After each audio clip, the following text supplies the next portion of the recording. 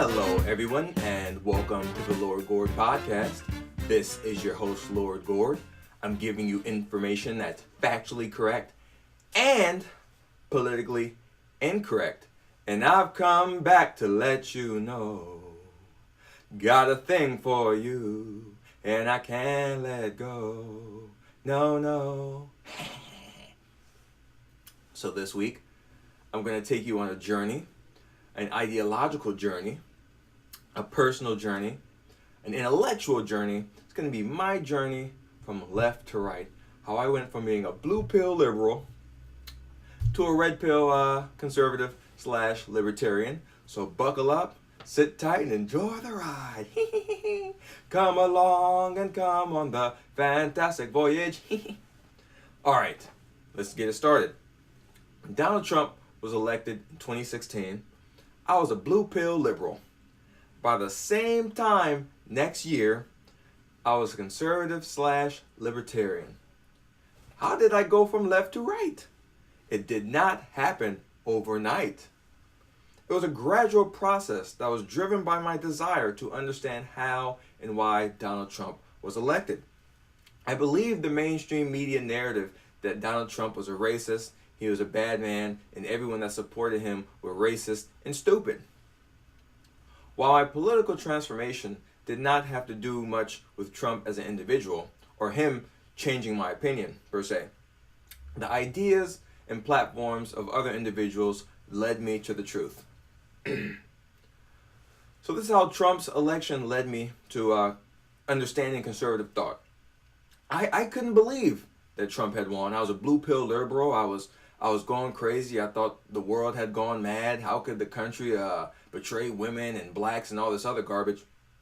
I believe the mainstream media narrative, like the blue pill liberal I was, and I was very adamant to find out how this happened. I did not understand the phenomenon, so I started looking it up. This led me to the work of Jonathan Haidt. He does Haidt, or however you pronounce it.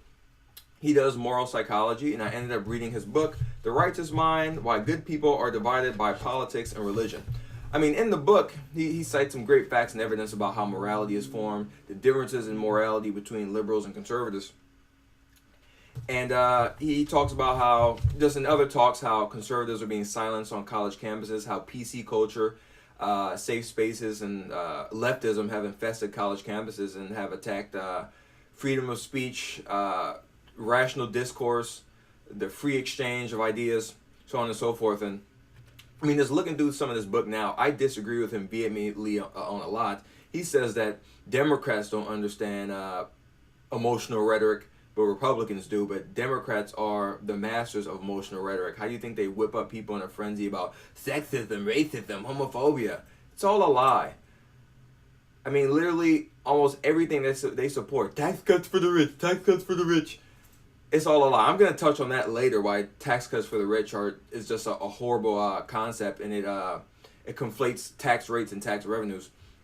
But what Jonathan Haidt found out in his research was that, he did research on 5 points in moral psychology. So it's care, fairness, loyalty, authority, and sanctity. And what he found out was that leftists, he calls them liberals, but they're really leftists, they rank really high on care and fairness, but they rank really low on loyalty, authority, and sanctity.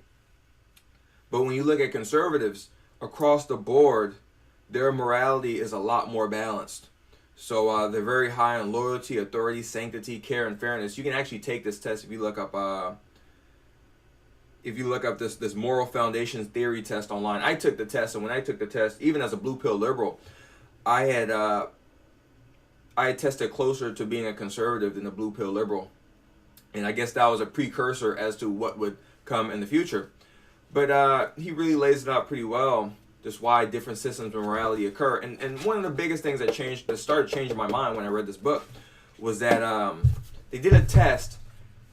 And the test basically showed that when people were able to get away with doing the wrong thing, they do the wrong thing. And that was a red pill that really started to change my mind, because before, the whole leftist ideology is that man's inherently good and what corrupts him is society or, systemic causes or whatever. But the cold hard fact is that human beings are flawed creatures, and they need incentives and deterrents to keep them on the right track. What experience has shown me is that when you give people leeway to do the wrong thing, they will do the wrong thing. Man is in a fallen state. He's immoral. He's rude. He's disrespectful. And I'll touch on that concept a little bit later. But let's move on. Someone else who gave me the big red pill is a woman named Christina Hoff Sommers. She has this very great and educational video series on YouTube called The Factual Feminist, where she destroys liberal feminist lies with just facts and logic. And before coming across her, I'd watched this movie called The Hunting Ground, sponsored by CNN, to no surprise.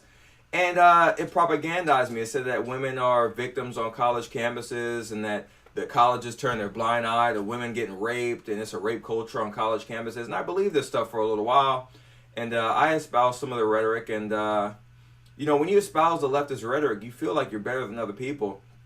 You feel like a protector of people, like, oh man, and men naturally want to protect women. So when they're saying women are under attack, your natural response is, oh man, these women are under attack, let's help them out. But it's all a lie. So Christina Hoff Sommers, in many of her videos, show that whole rape culture on college campuses is a big lie. She showed that the studies done that explain that the rape culture on college campuses is a huge deal are very flawed studies, and they counted like unwanted advances as like rape. Like it's all a lie. She also debunked the wage gap. Many other books I read debunked this fact that the wage gap is predicated on professions and hours worked. And when you control for those two variables, the wage gap disappears. The reason why it exists is because on average men work more hours than women, and also the jobs that men choose to major in on the average make a lot more money than the jobs that women choose to pursue. Women on the average like to work more in people-oriented professions, teaching, nursing. Nursing pays a lot, by the way. You never hear about that wage gap though, with nurses making more than a lot of blue-collar professions. But you see men going more into engineering, science, technology, so on and so forth, and those pay more. And when you compare apples to apples, or even when you look at women who've been full-time workers and have never married, they make more money on average than men that have been in the workforce full-time and who are never married. So the whole thing's a lie. And also, she talks about how women have been the majority of students on college campuses since like 1982. They get a majority of college degrees. In every ethnic group, every kind of college degree, women get more degrees than men. They're the vast majority of humanities students, nursing, so on and so forth. So she lays that whole myth to bed that it's sexism causing women to, not go to college or whatever they're saying. Women are disadvantaged on college campuses. It's all a huge lie. So yeah, she really red-pilled me big time. I really got to understand the leftist, gender, communist, feminist ideology through Christina Hoff Sommers and many others. And also a big red pill was this documentary series I watched called Brainwash. It's a Norwegian documentary. Look it up. It's called Brainwash. It's this guy named Harold, and he's a comedian, and he was a sociology major, and he goes around asking scientists about the differences between men and women, and he asked the social scientists that he were taught the differences between men and women. And basically what you see in the film is that the scientists, the evolutionary biologists, the evolutionary psychologists, they're using facts, evidence, and reason to show that there are gender differences and why they exist. And you see the leftist professors basically saying, hey, we come from a theoretical basis. They really had no facts. They would just attack the motives of the scientists, and they would never say, oh, they're wrong because this study proved this, that study's faulty. They'd never do that.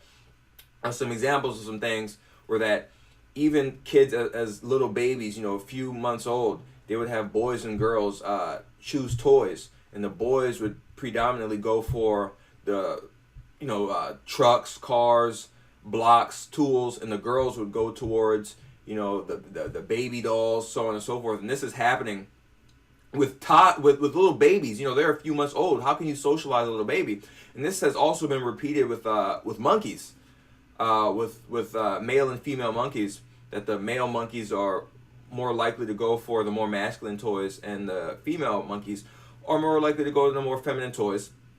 And also, they show in the documentary that as a society becomes more egalitarian, as the rights for women and men become more equalized, the disparities in occupations become more vast. Like in these Scandinavian countries, they've had huge work programs to try to get men into nursing, and it didn't work.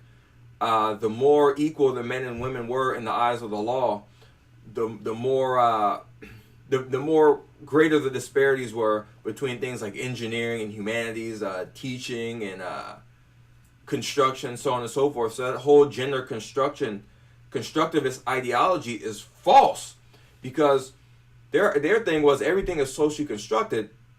So if you normalize everything and you hammer out gender-based discrimination in the law, the disparities in occupation and interest should shrinken, but they actually grew larger. That and many other facts were covered in that documentary series, so really check that out. It was an eye-opener for me. And when I talked to a friend about this, when I was showing them these videos and these facts and the evidence, so on and so forth, they didn't know how to take it. But it was true. I mean, they couldn't debunk what I was saying. I mean, it's common sense, but they couldn't debunk it. Another person who helped red pill me was Jordan B. Peterson. I mean, this guy's a legend. I first came across him on YouTube, and he was fighting against Bill C-16, where the government was trying to say that gender identity and gender expression are two completely different concepts, and they're not. He rightfully pointed out that over 98% of humans that identify as male are biologically male and have male interests. The same with females.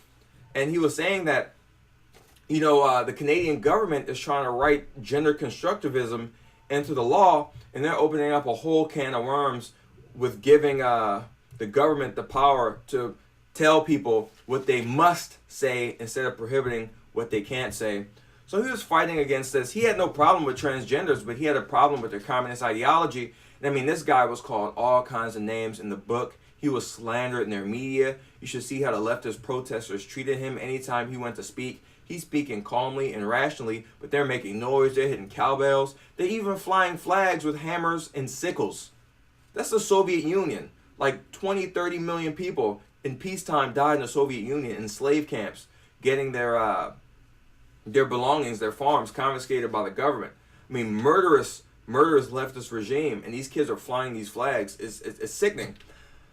Yeah, and I saw him a few times on the Joe Rogan podcast. The Joe Rogan podcast is great, by the way. I was exposed to a lot of thinkers, a lot of people like Gad Saad, who really helped my transition from left to right.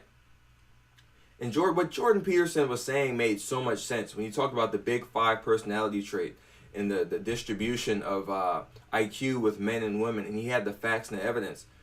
It just made so much sense, and it was counter to what I and many other people were told in college.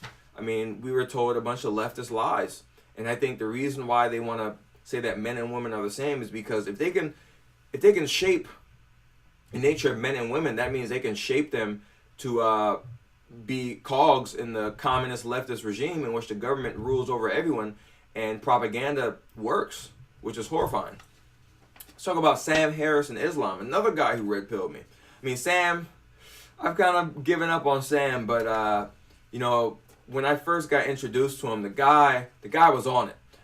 So he was one of the few people out there who was openly saying that the problem with Muslim terrorism is Islam itself. He was one of the few guys saying, listen, if you read the documents, if you read the hadith, if you look at the history of Muhammad and you look at the history of Islamic conquest, you will see that it is not a religion of peace. It is a totalitarian ideology that's predicated on violence and force. For example, over 90% of Egyptian Muslims believe that the punishment for apostasy is death.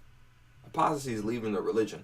If you look at the Pew polls on what Muslims believe, I mean, there's a reason why places like Saudi Arabia and Pakistan, Afghanistan are the way that they are. It's not American foreign policy or colonialism or any of this other crap, because there are other countries that were colonialized, quote unquote, and they don't strap bombs to themselves, or they don't force their women to wear cloth bags, they don't push gays off buildings, and they don't kill people for leaving the religion.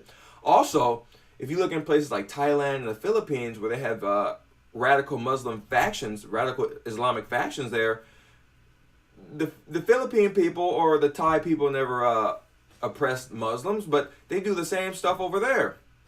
So it's a moot point. He was one of the few people calling this out. I mean, he was on the Bill Maher show. I mean, I used to like Bill Maher when I was a blue pill liberal. Now I can't stand him because he's a liar and doesn't know what the hell he's talking about. But, you know, Sam Harris was on the Bill Maher show talking about the problems of Islamic fundamentalism and why they behave the way they do, the reason why they kill cartoonists and they stone women to death, and they punish people who draw the Prophet Muhammad, and why people like Salman Rushdie got a fatwa on him, which is basically a death sentence on you in Islam for writing the satanic verses, for just writing a book. And Ben Affleck goes all SJW on him, talking about, have you read the codified doctrine of Islam? And he just goes into complete virtue signaling mode, and he couldn't refute Sam Harris's point. He basically called Sam Harris and Bill Maher racist, which they weren't. You know, the whole Charlie Hebdo thing, Sam Harris rightfully pointed out, he rightfully pointed out that these people who killed the cartoonists weren't killing them because of oppression or racism. They were killing them because they thought that those people were infidels. They violated core tenets of Islam. You don't mock the prophet, so on and so forth. And they shot them. And you saw that there were people in the leftist press defending the murderers. And he was one of the few people with enough balls to call these people out on it. And he took a lot of heat. The Intercept, Glenn Greenwald calling him a big racist and calling Majid Nawaz a porch monkey, so on and so forth. Reza Aslan dragging Sam Harris's name through the mud, so on and so forth.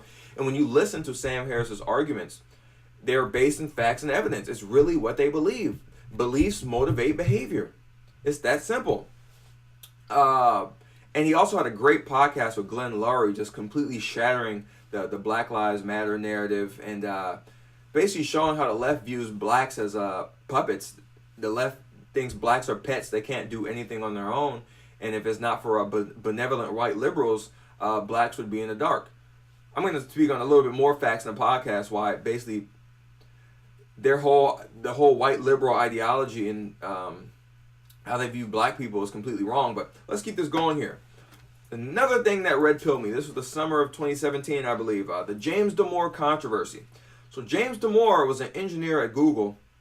He was vilified and fired for his memo on why there isn't gender parity in tech. And he cited a lot of scientific literature, mainstream scientific literature, that showed gender differences in interests, gender differences in temperament, so on and so forth. And he was saying this is probably the reason why we don't have a 50-50 split. We don't have the 50-50 split in construction or being auto mechanics or nursing, so on and so forth. So he was saying, why do you think we'd have it here?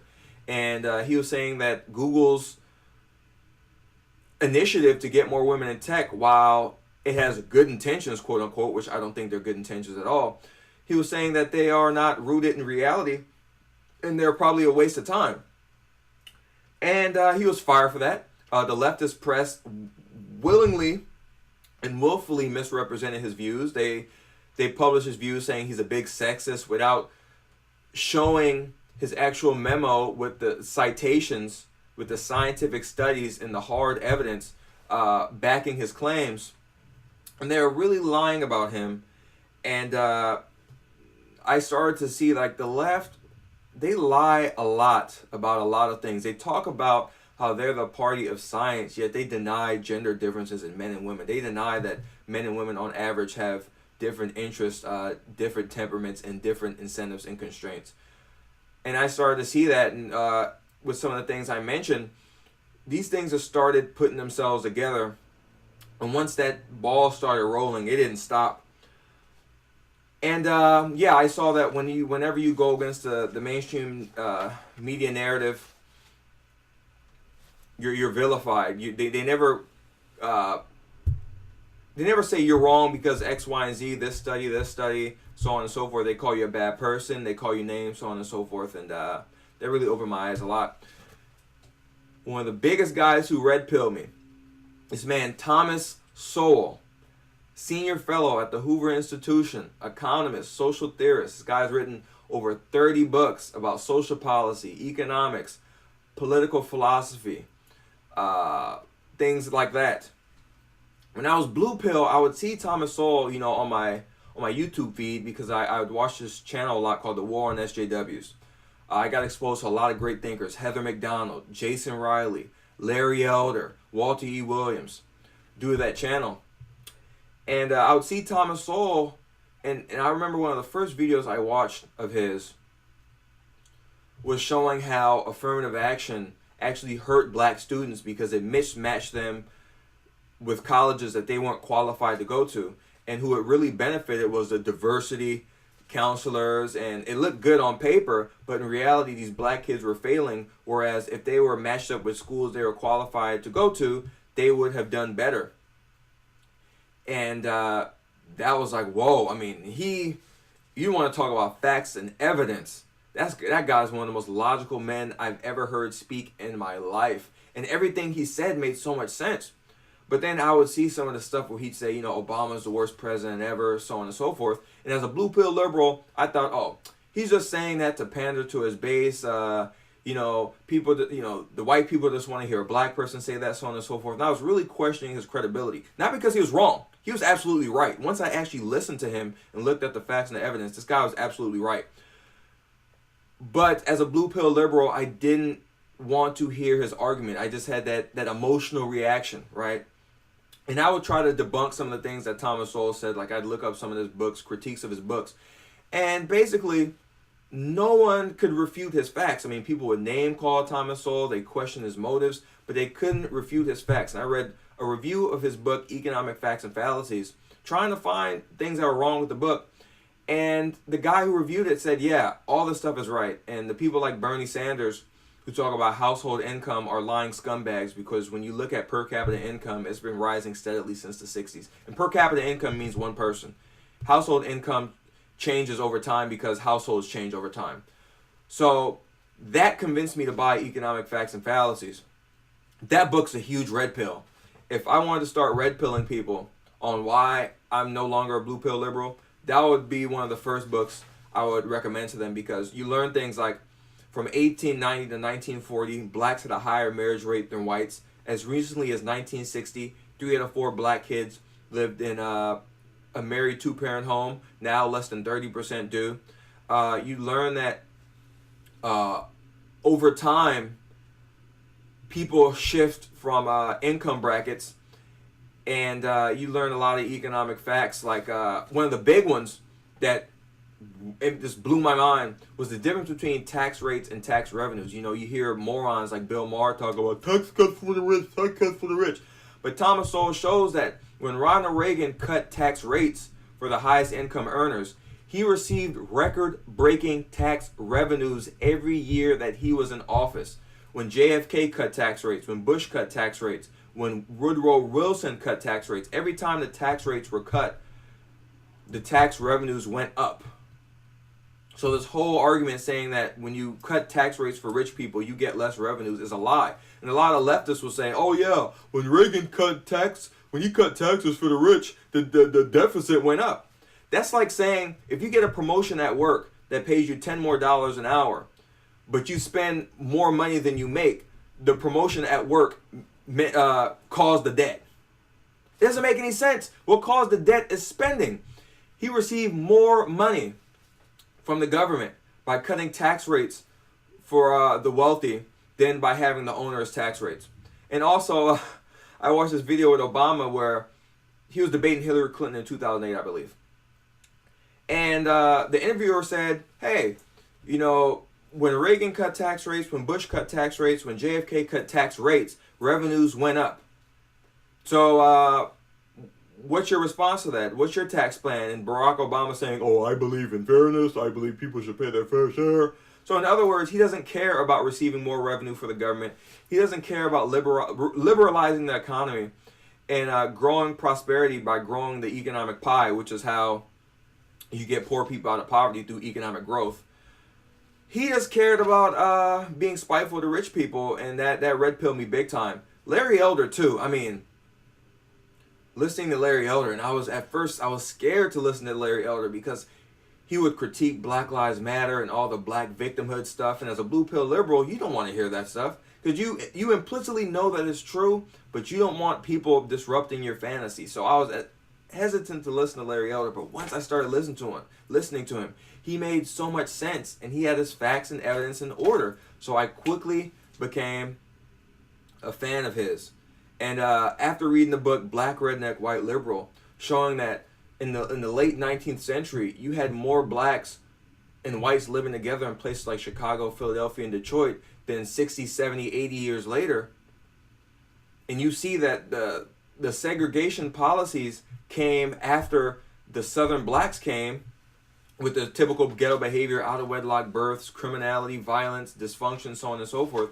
When you see that it wasn't about race and it was about behavior, red pill, boom, just changed my life forever.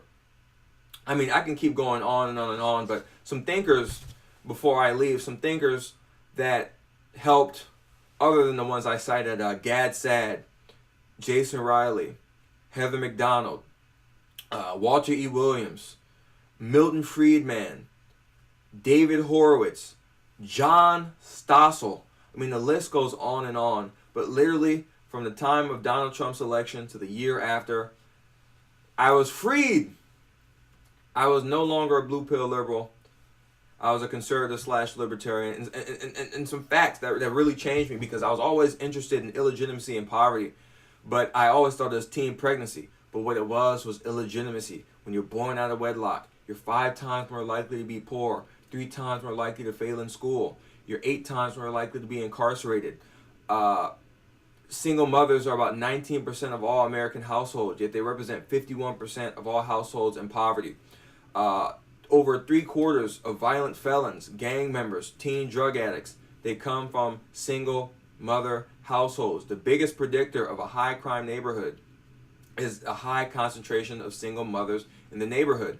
And once I understood that black dysfunction and the deterioration of the black family was not due to slavery, but it was due to the incentives of the welfare state and the black redneck culture. So all in all, going from a blue pill liberal to a red pill libertarian / conservative was a gradual process, and just little by little, the leftist mainstream media lies just started coming apart. And if you want to know more about these things in details, I have some great podcasts. Listen to The Rise of Illegitimacy and Its Consequences. Black criminality is wildly out of proportion. The insidiousness of social justice. Hispanic Detroit. Just check out the back catalog, and hopefully I can convince you to come to my side of the argument, my side of the truth, my side that understands facts, evidence, incentives, deterrence, that understands that the greatest creator of prosperity is the free market. It's individuals making their own decisions, and it's wealth creation. That's the Lord Gord Podcast. I hope you enjoyed it. Subscribe on iTunes. Subscribe on YouTube. Leave a comment. Leave a review. Share it with your friends. Get the message out there. Get the Lord Gord Funk album, This Isn't TV, on iTunes, Spotify, Google Play, Amazon, YouTube. Share it with a friend. Get down.